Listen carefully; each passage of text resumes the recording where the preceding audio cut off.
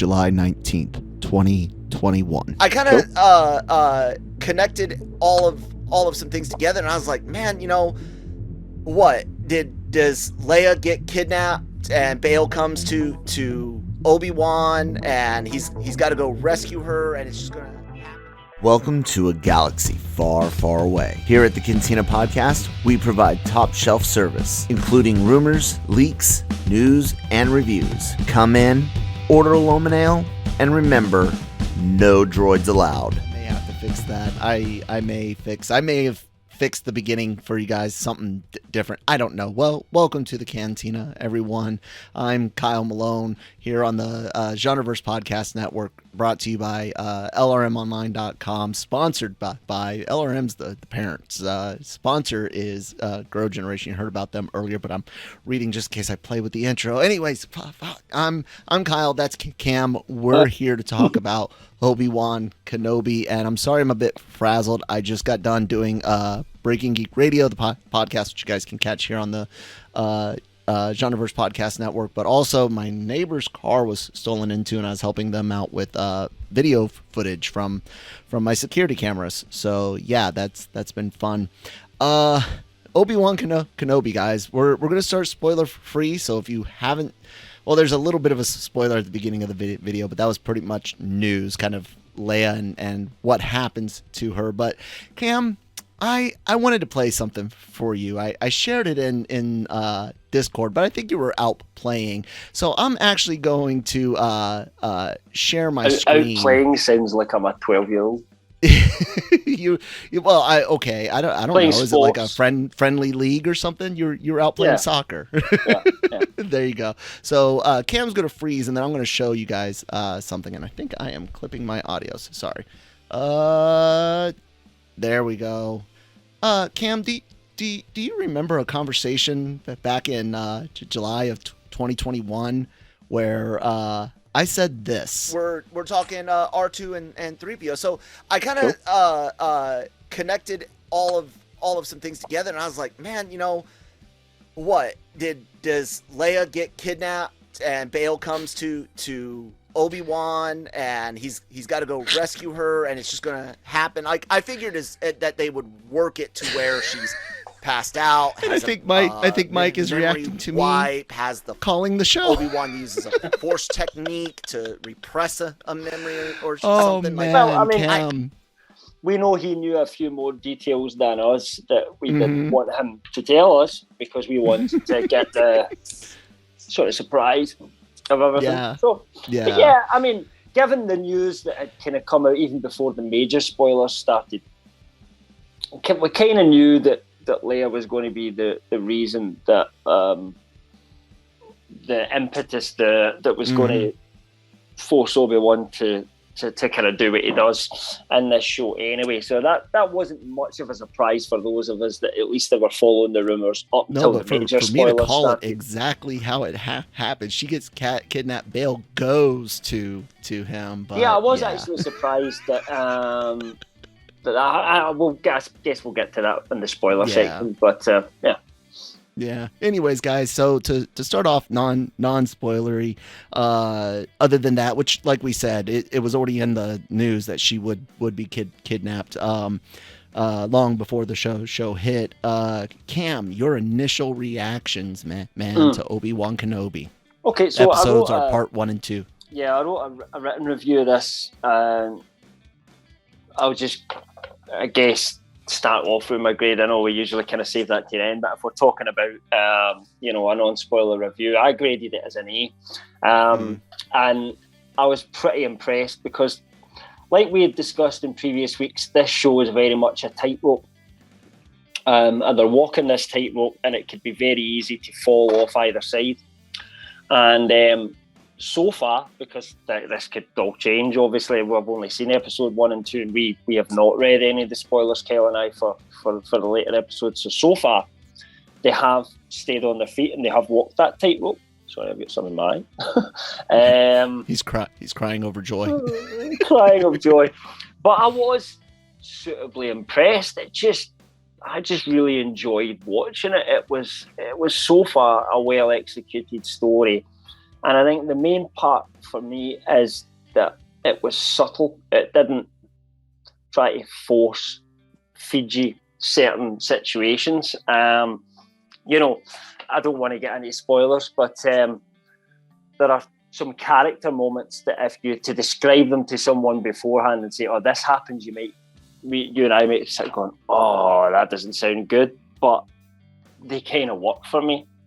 Would be the way I would say it, and that's the part that had concerned me about the show. The acting I thought was really, really good. I'm going to talk about a comment that one of our readers made anyway, because it's always good to get other people's point of views. Everyone's got different point of views. Most of the Star Wars fan base that I've interacted with online so far, because, you know, that's what I like to do, you know, so it's, you know, watch these things and then go and discuss it with other fans online, debate points, you know, it's fun for me. And I would say, I mean, a couple of niggles aside, that the vast majority of fans that I've come across, obviously, you know, not everyone gets online and to chat about these things, have been really positive about what they've saw so far. Really kind of happy that even some of the cameos were subtle, that, you know, that there were some really good character moments, that things that they would have expected to not work, did work, and that the acting was really good.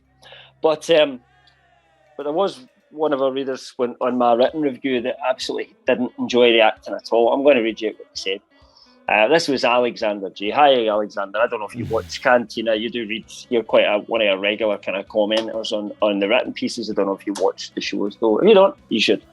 And I'm not having a go at you here because absolutely this is just your own opinion. So He said this: what are people watching that I'm not? Those were the worst 2 hours of Star Wars since Episode 1, and at least once they severely break canon. The kids, obnoxious in a way we haven't seen since young Anakin. The Inquisitors were terribly acted, including and especially Reva. There are parts where the action just ends with no explanation of what happened to all the bad guys that were just all over them. And all across the board, including McGregor, the acting is stiff and unbelievable. I thought Disney had a low point with the bad half of Boba Fett, but the first 2 hours of this make Fett seem like a masterpiece. Okay, I mean, and that just shows you that, you know, no matter what a show is, it won't be for everyone. There's always going to be someone that kind of doesn't like it. And I suspect you and I are going to have different points of view on this from what we've already spoke about anyway. So perhaps it's divisive, I don't know, and perhaps for once I'm on the other side of the fence. For once I'm that divisive. But yeah, Kel, I really enjoyed it. My son watched it with his girlfriend later on. He was waiting for his girlfriend to come up to watch it together. They absolutely loved it. But, you know, I don't know what else to say without getting into the nitty-gritty of it. I thought the acting was great, especially Joel Edgerton as Owen Lars. Even though he's not in it much, the little things about Jimmy Smits, you know, and some of Ewan McGregor's acting, which I'll get into specifics, we get into spoilers, was really, really good as well. I thought it was well shot, it was well directed, the music was well done, and it felt cinematic. It felt like a long movie that were cut into shorts, which is how they've described it, rather than a serial like Mandalorian. Well, it's because it was a movie cut into shorts.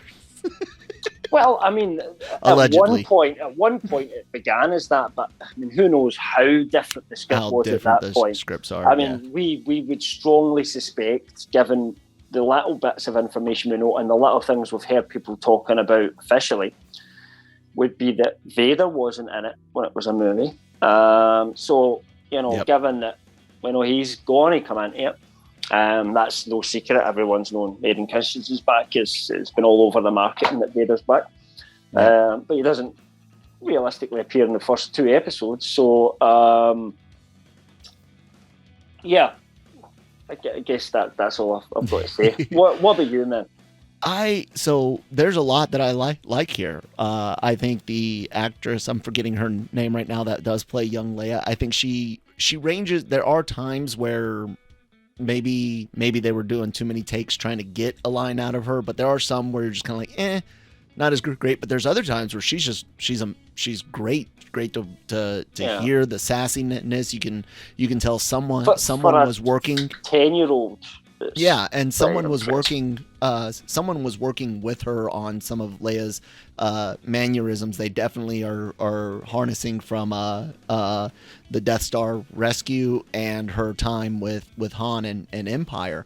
You can definitely feel a lot of that. So bravo to the young lady and her job for the most part. There's like I said, a few where you're just like, maybe there was a better take, but she's not annoying to me. Reva is kind of annoying, but I think they're aiming for that petulant, pay attention to me type thing. But and it could work out so long as it continues to go down there. But I could see if they fumble her character a bit, these first couple of episodes would be more annoying. I think Obi-Wan being stiff is kind of the point.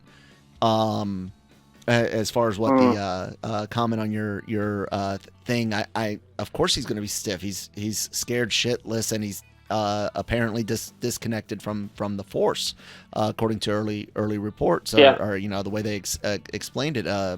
So I think that makes sense, and I like how quickly we get off of how quickly we get off Tatooine. I don't think that's a spoiler. You see other planets in the trailers. Man, I overall I enjoyed it. However, I have some serious reservations that we'll get into in the spoiler section. But really, man, really, it's like it almost makes the things that I dislike that more infuriating, because it's like, man, you guys are actually doing some really good stuff here. If you didn't do things that weren't necessary, you guys could have like had a home run. And I'm just trying not to be biased against it, but I do think that they're taking some real liberties here. But I guess the canon's whatever it needs to be, right, Pablo?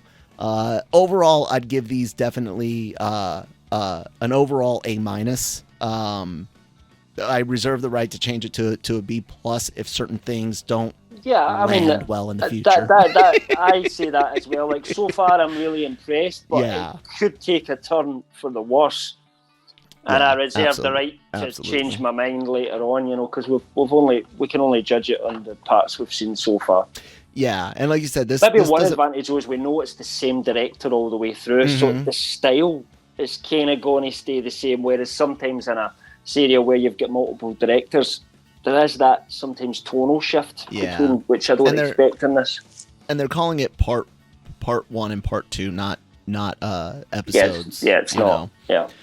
So let's go ahead and talk a little bit. Here's your guys' spoiler warning. We're going to talk about some of the things that we really liked. I know some people, some people are really waiting to see me get frustrated. Don't worry, it's coming. Is that your notes? No, actually, it's just the timestamps.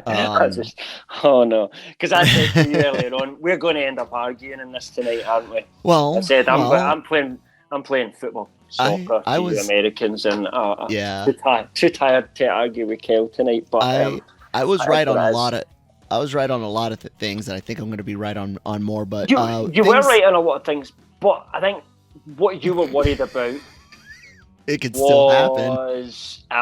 It could. You're right. You were.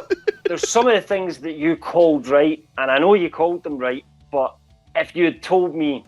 We're into the spoiler stuff, right? So we're already given the spoiler warning. So we're supposed to be doing what we like, so keep that in mind before we trigger me. I'll wait. Do you know what? I'll wait. You lead, so, I shall follow. What did you really like out of this that might be spoilery, man? What was like the things that got your Star Wars feels going? I think because the show's based on Obi-Wan, I think we have to start with him. I was worried about this whole broken Obi-Wan, disconnected the Force, all this stuff that we heard. I kind of thought they sold that really well without a ton of exposition. And I thought Ewan's body language acting, because he plays it very taciturn. You know, there's not a lot of dialogue from Obi-Wan because he's on his own. You know, he's just kind of, you know, and when he's going to work each day and coming back, that, you know, the work stuff is great. The misery, you know, and you know, you can see the internal dialogue that's going on. And especially, I thought, both how it was shot and his acting when Reva talks to him about Vader. It's shot almost like when Luke is being told, or when Vader finds out about Leia from, you know, when he's reading Luke and finding that, and it's so your sister, and you know, Luke's face, you know, and you can only hear Vader in the background, and they kind of shot it almost like that. And Ewan McGregor's face was very similar to kind of Luke's just reaction at the time, but different in how it would be. It was shocked or fucked up. It was, you know, there was almost tears in his eyes. You know what I mean? His eyes really kind of sold that to me, that this was something that he wasn't expecting to hear. And I was kind of worried about that, you know. But they kind of made that work, and they made it work by the fact, you know, you said this when we talked about the fact that, you know, before we heard he couldn't use the Force, you had said, if he thinks Vader's dead, what's this? Why? Because he should feel him through the Force. I gave some reasons why he might not feel him through the Force, using some stuff that was in the movies as an example. But you said that's a bit of a stretch, but you know, it could have been done. But kind of glad in the end that they did it that way. And it's not like Luke that I hate the Jedi anymore, like in The Last Jedi. It almost feels like it's a fear thing for Obi-Wan. He's you know, after all this time, he's kind of got used to the fear, which he really is an enemy of the Jedi, and you know, and I think he was frightened to use the Force, and it just dried up in him, if that's the way. I love how rusty he is to begin with, you know, like when he fights at first, you know, he's still got the skills, but it's sore in his hands, you know what I mean? Like when he hurts his hand and stuff like that. So, you know, that's where I'm thinking. I was worried about Leia, but I really liked young Leia, and I really liked the scenes with her and her mum and, well, you know, adoptive mum and dad. Bail Organa was really good. The scene with her cousin was quite a nice burn, I thought. Yeah, you know, funny. Yeah, I like that. And I thought like most of it. Really, the started it almost. I thought Joel Edgerton was just amazing, and I know we see a lot of him in the trailers, but we don't see the stuff between him and Reva really in the trailer. And you know, I actually think, you know, respect for Owen. He's a bit of a badass. Do you know what I mean? He wasn't, you know, scared. He was standing up for his family at the end of the day, and as he says, he didn't kind of do it for Obi-Wan, but I just thought, in some ways, he stole the show, and it just made me think, I really wish we had got more of him. I wish somebody had realised that clearly he was hired because he looks so much like the New Hope. I mean, it's just remarkable. It's uncanny, actually. But he's such a good actor that he's got the voice perfect as well. It really sounds like he's that connective tissue. I mean, you could, if you didn't know and you watched A New Hope with better, you know, picture, you'd almost think it was the same guy, you know, several years later. That's how good he is in that role. And I just wish somebody had realised he was such a good actor back in the episode 2 days and given more scenes like between him and Anakin, something to connect them a bit better. Because really they didn't really know each other, you know, and it would have been nice to build that up a little bit more. I'd have rather had that than some of the love scenes, you know, in Attack of the Clones, let's just say, for example, because whether he'd get the dialogue to make that work, though, probably not, because let's face it, the dialogue he was given in Attack of the Clones was pretty poor, you know, and you look at it and go, he wasn't that good an actor. But I think what we see in this show is that it wasn't the actors, it was, you know, or certainly not all of them, it was the material that they were given to work with, it was the direction that they had. Well, you and I have always said, you know, the ideas were there, they picked the right people, but they didn't give them the dialogue that works, you know, and just didn't give them the coaching they need to make that work, and the green screens didn't help, you know, either. So to me, I was just impressed with the overall production quality of it all. It just worked really well for me. Yeah. A lot of that stuff I agree with. Owen was great. I love him. Fuck me. Screw the Jedi. They're vermin. I kill vermin on my farm. And you believe it as well. You just kind of yeah. like them, It's Yeah. interesting. I dug it a lot. I love the Jawa and Obi-Wan. Dude, you stink. Like that was just great. Although I'll say this, the LED eyes don't look as good as the that really was off-putting. I never going. I must admit, but there's things that I'm watch. likely going to notice that others won't. But it was just distracting because of how different they look in the old eyes using basically glorified Christmas lights. You can see some of the like line work in the bulbs and the not quite clear yellowness. This, I don't know. I need to go back and look at Mando because I don't think I recognized it in Mando. So I'm wondering if they used even like maybe a different type of light for the eyes. Maybe. I guess it was well, I mean, there were some of them were close up in Mando, but this was quite, Yeah, this was much closer, scene, wasn't it? Which and it's not like a bad thing. It was just one of those things that I noticed where it was like, that's not the same. I get it.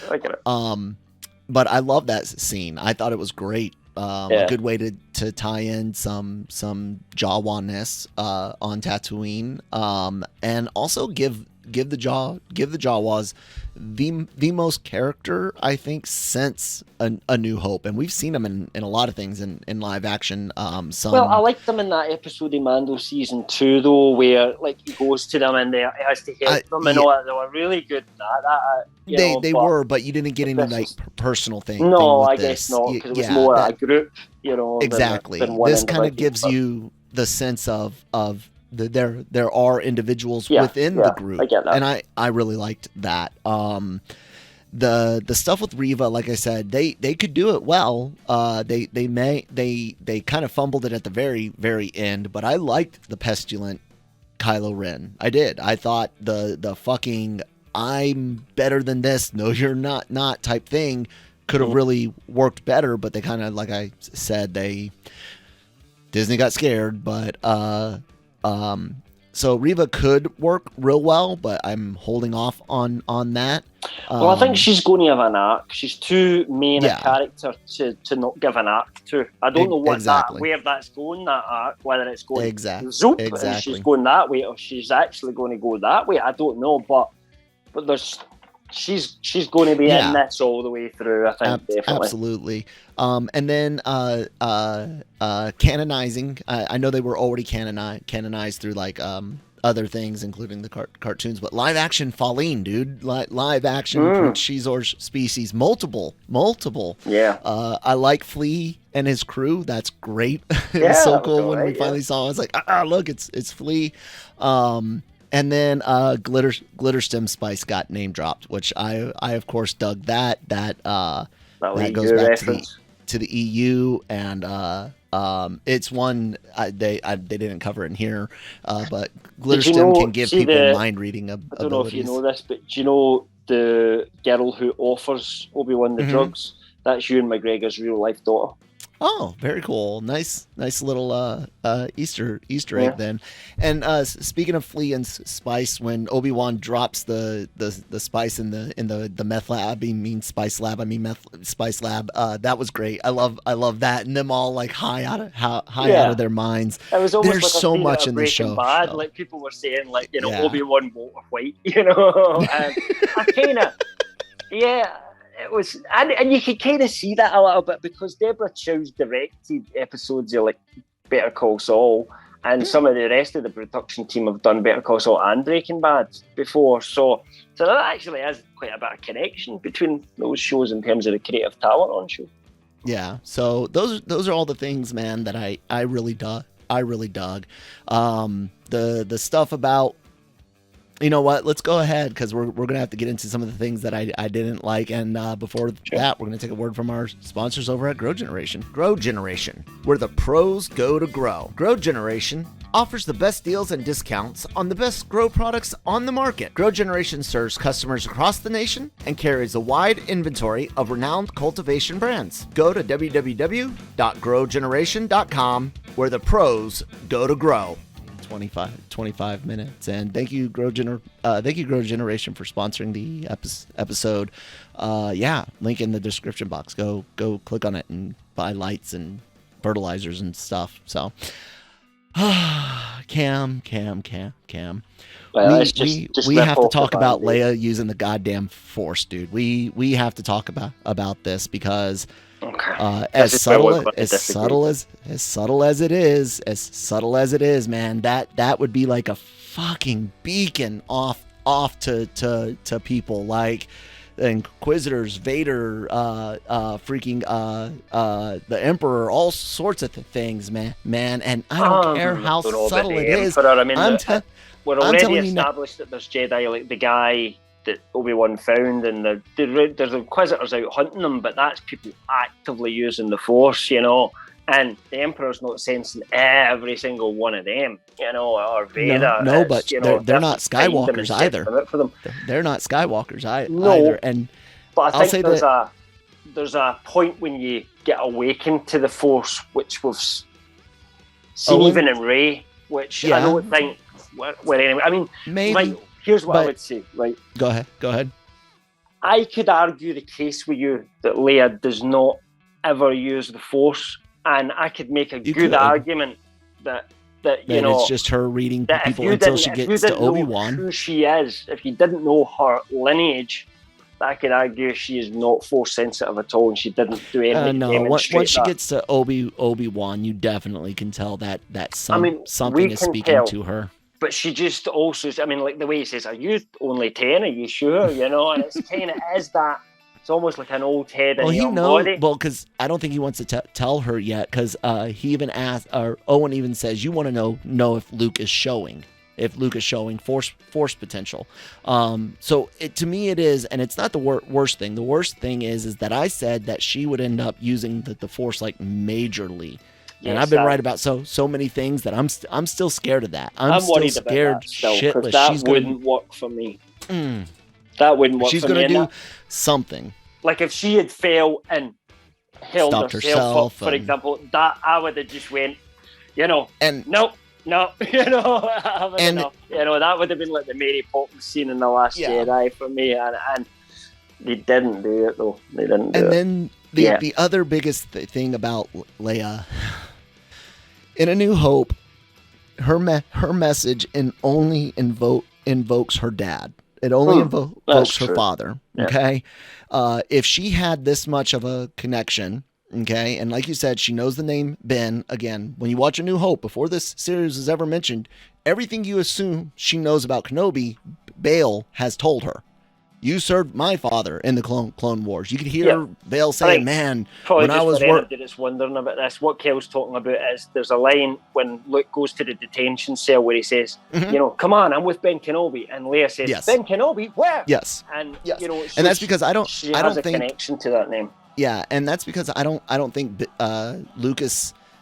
He may have, but I don't think he intended it to be a hidden name when he made a New Hope, and that's what the razor thin tightrope that you and I were talking about. They have to walk, and they have to find these lines of dialogue and see how they can twist, move, and fit things in there. So there still has to be, in order for this to make some logical sense to me. And this is something else I said in that episode, I think, that I played at the beginning from Daily Cog.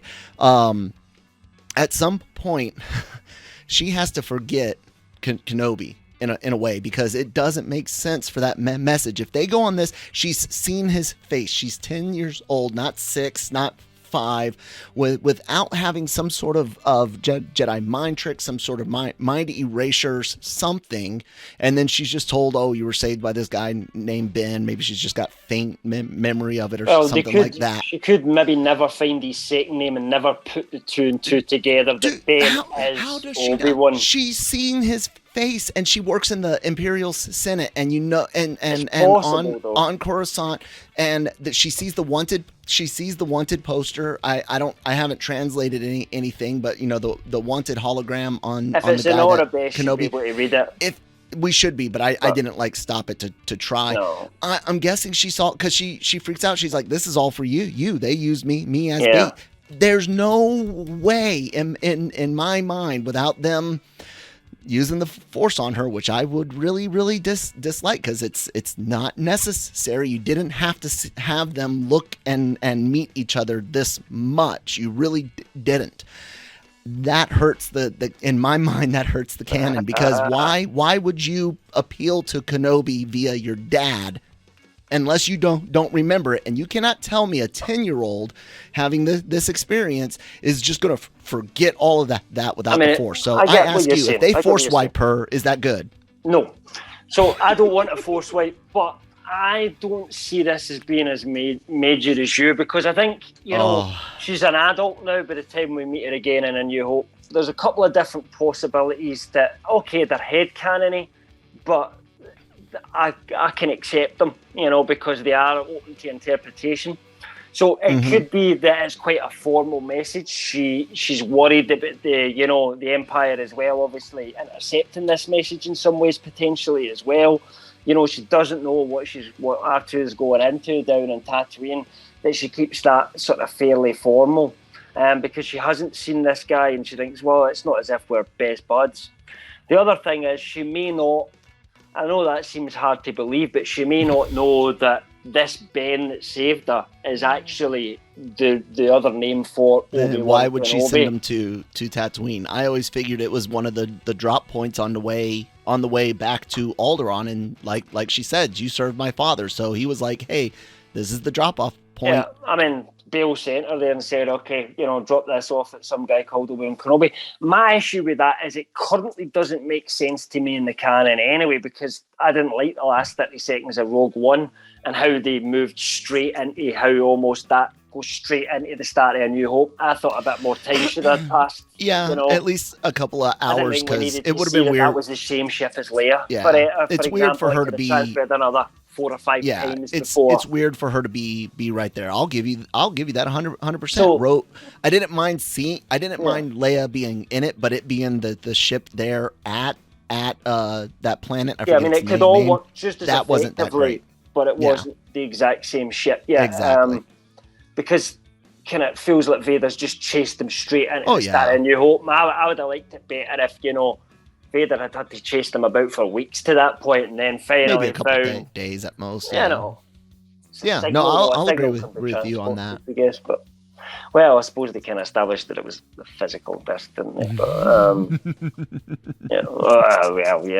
we don't know how Star Wars technology works. Yeah. So who knows? But so that's my anger, man. I can't stand that, because there's still the very very real possibility. Like I said, she's got to know. It's frustrating. I think there was always going to have to be some compromises in this, and to me it was, and I had always said to you, it's a bit, there is going to be some stuff, but it's how they execute it. And if the show, and I think I said this a couple of weeks ago, if the show ends up being great and it be a worthy addition to the Star Wars franchise, then I will forgive the couple of little things that I now have to reinterpret about A New Hope. If the show ends up being shit and I don't like it, then all those things will annoy me even more. So far, they don't annoy me, because I think there was risks of them really pushing that too far. And under another director, another showrunner, you could have said, oh, let's have her, use the Force. And so they're the key points for me, is like, I don't want Leia to ever consciously use the Force. She can never know she is Force sensitive, because that doesn't work. Her mind. And that's the other thing I don't want to see. So the both of them are kind of connected, because if we get one, we'd probably get the other to explain it, and that's just what's the word I'm looking for? It's just Deus Ex Machina. It's just, we've created a problem, but we use magic to wave that problem away. I don't want to see that, and I don't think they have to do that, as long as they don't get itchy fingers. having Leia be very instinctive and is actually fits in. It's almost like she's got that bit of her mum in her, and that little bit of But this is a ability bit that too Obi-Wan's much. sensing It's as well. obvious. It's the Force. I don't think they are making it obvious, you know. Because you get initially 10-year-olds no, that are but just with really Kenobi, switched yes. on, you know. Yeah, but if this was Johnny Starfighter and they had never explained this Force yet or anything like that, and it was just this kid, you wouldn't necessarily put two and two together. It's because we have that deep understanding of the character. You know what I mean? That I'm just talking about understanding the Force. I'll give you the cousin thing 100%. That could be from knowing your cousin and good intuition, like you said, which she does have. She gets into politics. She does good with it. But it's the when she has that conversation with Kenobi about him hiding and being afraid and stuff, like that's when you know that's not even intuition, because all you can really get from Kenobi there is that he's frantic, not necessarily scared, not afraid to stand up or you know the things that she said. Those were all very very the specific. Audience get that, but we've seen more of the build up to this point, you know. So we know it's true when she says it, but that's because we've seen stuff she hasn't. You know, she's only spent a very small amount of time with him at that point. So I get what you're saying. Still, you could argue the case that it's not, but you know, I mean, I don't want to do that because I totally appreciate and agree it is her using the Force. I don't think there is any doubt about that. Yeah. But if you told me, you know, right, Leia's going to use the Force in episode 2, I'd have been like, oh no, please don't do that. And I actually told you that she was going to use the Force in this. You did, and you did say that. and I agreed that I didn't say it definitely would happen, but I said I wouldn't. Yeah, want it to happen. You said you didn't want it to happen. But I didn't care. I know. It didn't bother me. It worked. It does me, because there's no need to butt up against the OT in like episode this. 3 or 4 or 5. I don't know. They might do something that makes me go nope. Yeah. But so far, the tightrope they've stayed on it for me. You know, they've never went too far in either direction, I don't think. I guess for me it is only because it's not necessary. There's so many other things they could have done, even keeping Leia, like I said, just limiting the amount of time she and Kenobi have face to face where they can see and talk to each other, and you could almost do everything the exact same. But it's also still those fears that I have, and this, in the first 2 episodes, so many things that I was afraid of, and now you're worried they'll escalate it. Exactly. Yeah, so, I would worry about escalation. But I think where we're going to escalate is through Obi-Wan, kind of his arc going back to what it was again, because we know Vader's coming. We know there's going to be some actual fights against, you know, and he's going to be rusty at first, and then he's going to get better. Do you know what I mean? As this goes on, and he's going to find his feet again, and we're going to see more classic Obi-Wan towards the end of this show, I think. So that's going to be his arc throughout this, I think. And I think that's how they'll escalate, rather than, I hope, fingers crossed. Because so far, I guess this is what, and I said this to you many times, my fear with this show always, because it was through hope. I have hope that they could do such a better job than they ever did with the prequels. This was like that one opportunity to really actually get that right and make an essential show that I would say, you know, that we say, if I was watching them again, I'd watch Rogue One, New Hope, The Empire, Return of the Jedi, you know, Mandoverse, and we wouldn't watch the sequels, you know, kind of thing. Exactly. For the moment, if it stays this quality, Obi-Wan drops in there for me as the start point. Do you know what I mean? And that's what I hope for. And thankfully, that's where we are now, but it could change, and they could get itchy fingers and mess this up. But if they don't, then so far I'm very impressed. Before we talk about the very, very end of episode 2, what do you think about the Inquisitors, man, and Grand Inquisitor being off in the second episode, and Reva and all that? I mean, he's not. I guess he off. could be alive. Yeah, he is alive because we know that. I mean, you've not watched Rebels, but Rebels is set after. But this isn't a spoiler because everybody else has watched Rebels. You know, most Star Wars fans probably have anyway. No, I remember he's in there. I just didn't. He's in there, and I didn't connect the timeline appropriately. And not only that, they show him in other shots of the trailer. I think Rebels, which people never really kind of understood before, and he kind of basically says there are worse things than death that can happen to you, and then one wonders, then what are they going to do to him to bring him back, and is that a quite horrible process that he's made to go through? I don't know, you know. Maybe we'll find out, but you know, I imagine because we know he does survive, that he's going to be a little bit pissed at Reva. Definitely. And it seems like he's stronger than Reva, you know. Although the way he was putting her down could be a class thing rather than a power thing. And, you know, it could be that Reva is actually she's got more hidden potential than him, potentially. We don't know. There's no way to say for the moment. But none of them were obviously a match to Vader anyway. Clearly, these Inquisitors are only partially trained, you know. And like as rewards here's a new ability. It's almost like an RPG, you know. I mean, they do well, and Vader gives them a wee bit throws them a bone. But there's no way they're trained to the level of Jedi. But most of them are. There's many of them hunting either old Jedi that have been on the run for years or young kids that were never fully trained. You know, that's their target prey.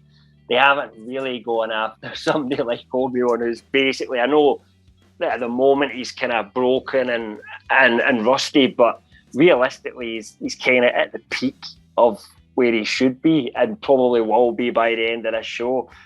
And you just don't see any of them being able to stand up to peak Obi-Wan Kenobi. Vader, on the other hand, is a different question, of course. You know, he's kind of the most powerful of them all, but, you know. Yeah, definitely. So, yeah, I'm not a big Inquisitors fan. You know, like if I saw them with I hate that whole thing where they use it as a helicopter. It just, physics doesn't make sense. I don't like it. But, you know, you kind of don't mind it in animation because you're like, oh, it's animated. It's a little bit, woo, you know, but... Yeah. I wouldn't want to see that in live action. I didn't mind them using it as a, you know, torture tool. That was fine. But yeah, we'll wait and see when the action kicks in with the Inquisitors because all they've done is talk so far, and I'm happy with that. But we haven't seen them fight. I think Filoni would definitely have them fly. Chow, I don't know, or Chow.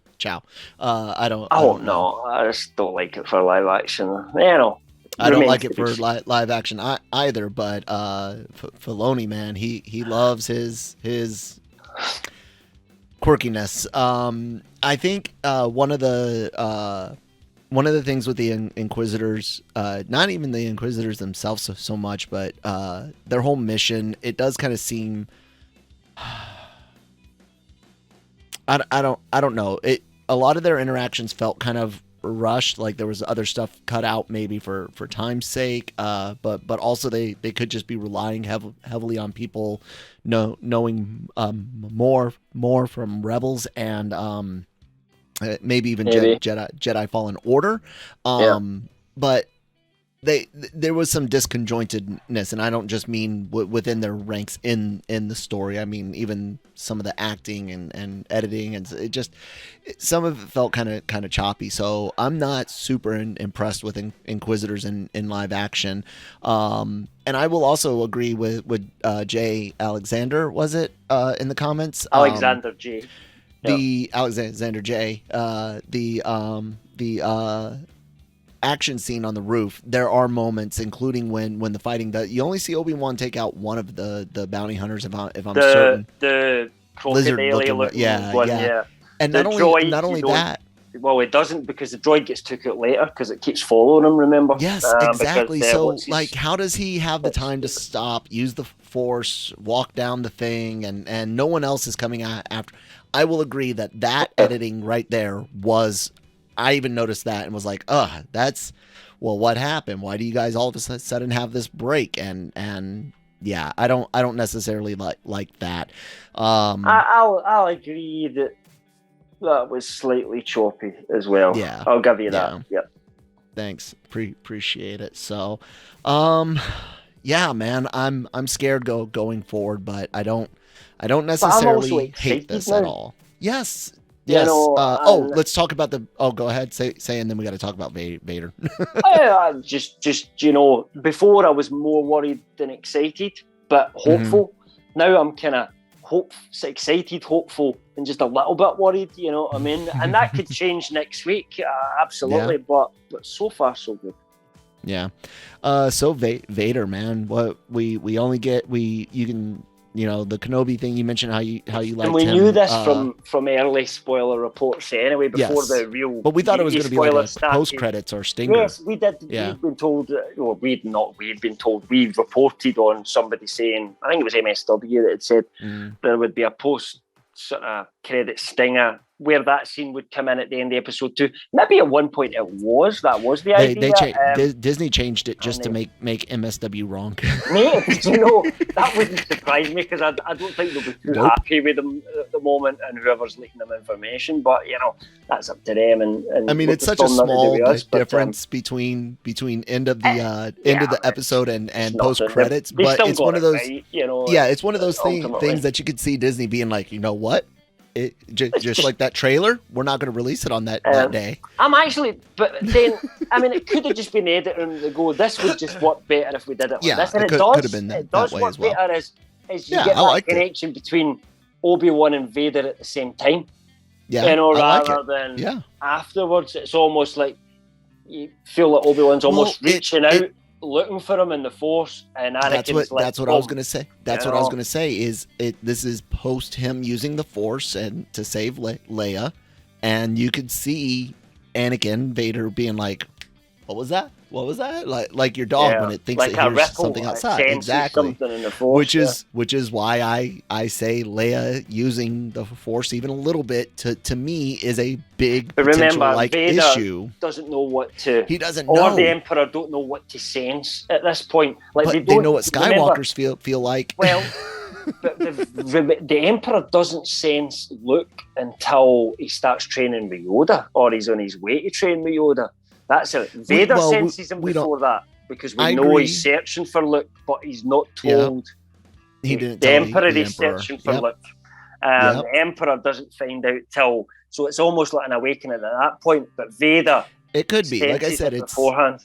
It's a razor thin line, and if they keep it this minimal, I agree with you. It's annoying and pointless as hell. But it's better than what I think is going to happen.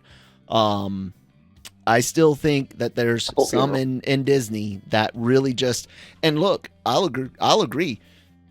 They screwed the Leia character over in the sequel trilogy. 100%. We should have had Jedi Master. We talked about this on Discord. We should have had Jedi. Exactly. We should have had Jedi Master. Powerful from TFA, and it was almost like she was just tapping into it for the first time, almost in TLG. Yes. And then in Revenge of the Sith, she's been training as a proper Jedi and got a lightsaber, and she's training Rey. And you're like, you mean Rise of Skywalker? The sequel trilogy doesn't work. What did I say? You said Revenge of the Sith. I always get them mixed up. I don't know why. I don't know. In my head, I know they're very different. But yes. And arguably, Revenge of the Sith is the better movie between two of them. That's not saying. That's like saying chlamydia is better than gonorrhea. I mean, you could get rid of both easily, but they suck while you have it, I suppose. But in some ways, despite some of the bad acting that still exists in Revenge of the Sith, I think now maybe I'd go back and watch that one again, because Obi-Wan, if it stays this good, kind of makes it better, and connects it in a little bit more. I don't think there's any could make me go far enough back to Attack of the Clones again, but but we'll see. Yeah. We'll see what the future holds. So I think there's that faction in Disney, Star Wars, Lucasfilm, that are like, Luke has had so much time to shine. Leia hasn't, and that's why I'm afraid we're going to see her use a big Force ability, because she can't do it if we get like the agent Leia like I want in a Andor season 2 or something. We can't have her do something big with the Force. She'll be too old, too close to a new Hope. No one to Jedi mind trick her. So if they're gonna show Leia do anything with the Force, it's gonna be in this show, like they already have, but I mean a bit bigger. It's gonna be in this show, and that is my fear. That is my fear. And yeah. I mean, I guess any it's rebuttal possible or they could do it and nail it. I'm not going to rule out that possibility, but as you say, the problem is you then need to account for it. You know, it has a knock-on effect. And the only way they do that is to have Obi-Wan wipe her mind. I don't like that. How else could they rectify it? Let's say they have her use the Force. What else could they do, man? She falls over and bumps her head.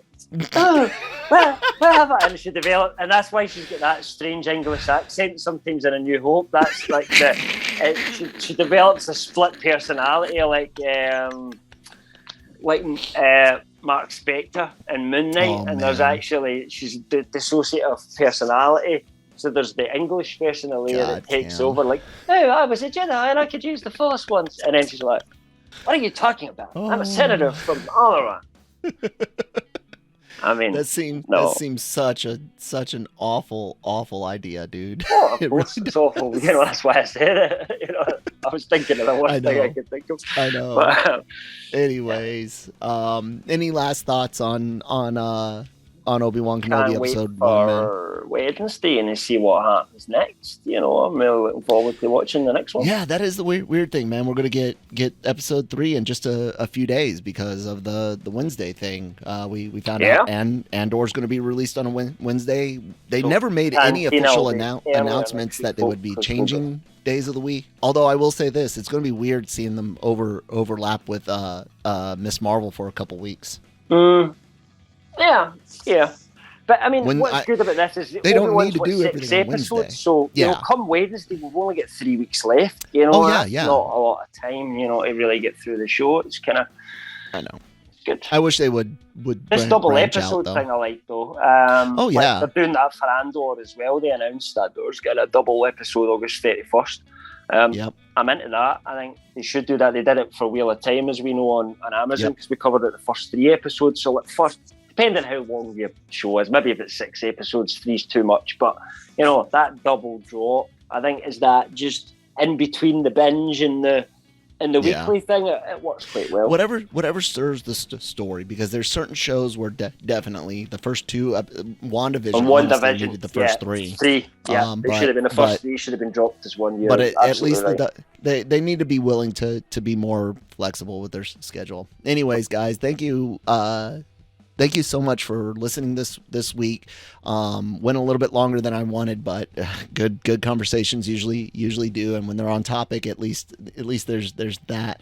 Head over to lrmonline.com every day for all of your entertainment needs and opinions. We have lots of great articles, reviews, everything from anime to comics and video games. Lots of Star Wars news. We usually will do Star Wars news, but like you guys can see, we're already almost at an hour, and I still got to edit this and get it up for you guys. So look for regular news coverage with our reviews in the future weeks. All of our podcasts, Marvel Multiverse Mayhem, it's basically like the Cantina but for Marvel stuff.